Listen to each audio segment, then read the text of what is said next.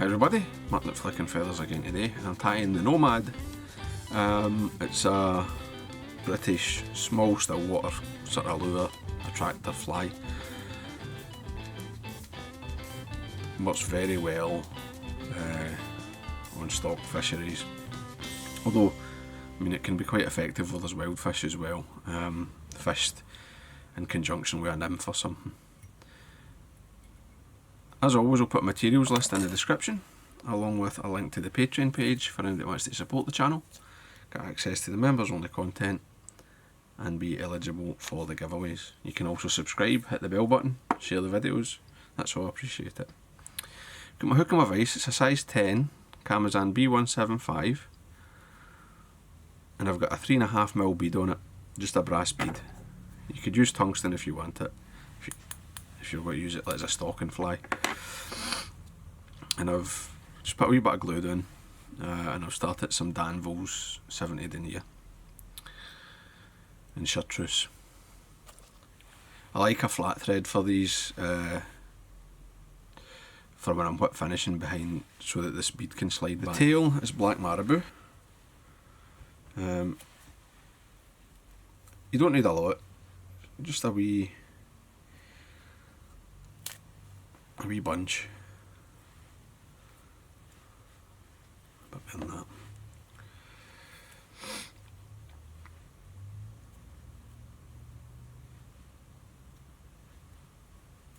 There we go.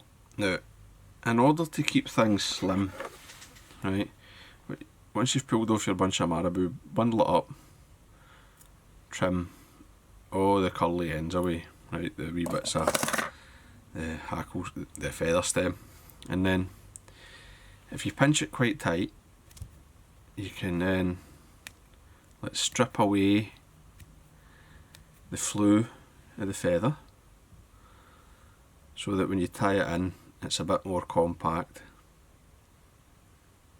And tie that in right back at the start of the bend. Right, waist pieces should be coming to just in front of the point of the hook. Now, if you want, and this just makes it a bit more durable. A wee bit of super glue there on the thread, and get these wraps on nice and tight. Squeeze that glue in to the butts of the marabou, and so you should be able to see there that I can put the bead back, and there's a wee ramp, right, and that's with the taper of the marabou. If I put the bead there, it's about halfway. That's where I want my chenille to stop, right? So I'll just pinch the tail just now, just about, I don't know, hook and a half long. You don't want it too long. Yeah. I think this fly performs better when it's kind of in the small size. As I say, it's nice, you can fish it in the point. Maybe with a couple of buzzers or something on the droppers. In the still waters, it's a good pattern for that, just to kind of attract them. So I've got some fritz here, just some 6mm chartreuse fritz, cactus chenille, nestas, whatever you want to call it. And I've just exposed the core, I've just stripped it. So I'll just catch that in, so that I'm only tying in the core. Keep your thread wraps nice and tight, and remember, I mean, the base that you're tying on is all glued in, so it's rock solid. You can get a wrap, make your first wrap and kind of pull it, right, sort of stretch the material. Like you can see there, I'm sort of flexing the vise actually, no the hook. And then as you wind, sweep back, right. You often see tyers and they just wind it forward like this, and you get this kind of messy body. Now, the fish don't care how neat the chenille is, but your flies will last longer. See if you take the time just to sweep that back, get that nice and tight, so that each wrap's protecting the one before it. if you just batter forward, you end up with like a, you know, there's gaps and a tooth can get in or whatever, and once a tooth gets in and lifts the material, that's when it can break. So when I get to that point just in front of the hook, the point of the hook, I'll just take a couple of wraps and I'll come onto the hook, and that's bare hook now. So the tie-in here is on the thread base, and then that's bare hook that I've just put a turn on to put it. And then it's just a case of trimming away the waste. Oops. Gathering up my chenille. And then just sweep back, kind of tidy up a wee bit. You don't need to be super fussy, and don't build up the thread. You want to be able to push this bead back so that there's no thread band showing.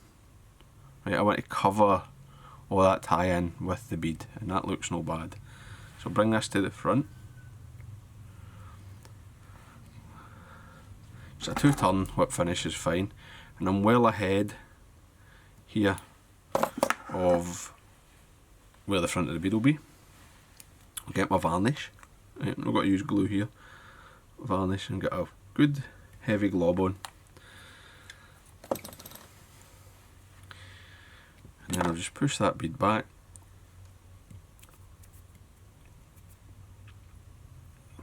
And as you can see, it seats right up. If a bit of varnish goes in the chenille, that doesn't matter at all. Right, this stuff, it's quite stiff and bristly anyway, so it's not as if you're impeding movement. So get that up. And then for the nose, I'm using Glo-brite number 5. Obviously, you can change the colour. Use what you like. If you want to use a thread, that's up to you, but the floss gives a nice quick build.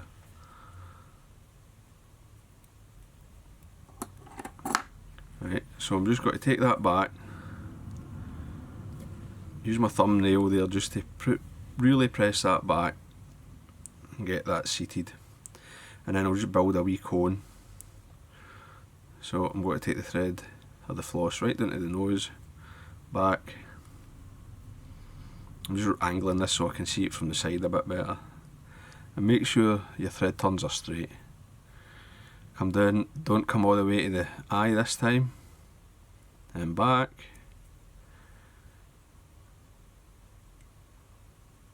Same again, wee bit shorter, back onto the bead, and then this time we'll come all the way down, just smooth it all out,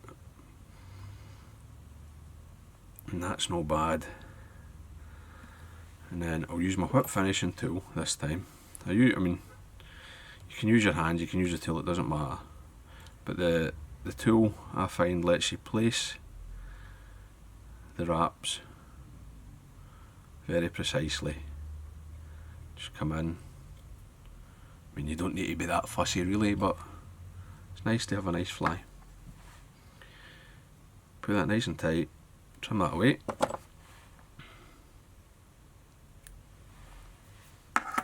And then this will get 2 coats of varnish.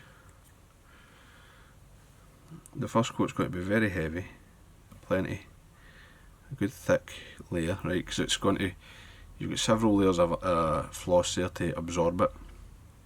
Good big drop. Let it go up onto the bead, does not matter. It soaks in and it shrinks when it dries anyway. And then when that's dry, it will get another coat, so you get a nice shiny hard floss cone nose. So there you go, that's the Nomad. Very simple really. I mean, 3 materials plus your hook and your bead. There's the finished one after the 2 coats of varnish. You can see, hopefully it's nice and shiny. It's a tough wee fly as well, you can catch hundreds of fish on them before they start to fail, you know. So, hope that was useful, hope you enjoyed it. If you did, please remember to give me a thumbs up below and subscribe to the channel. Thanks guys, bye.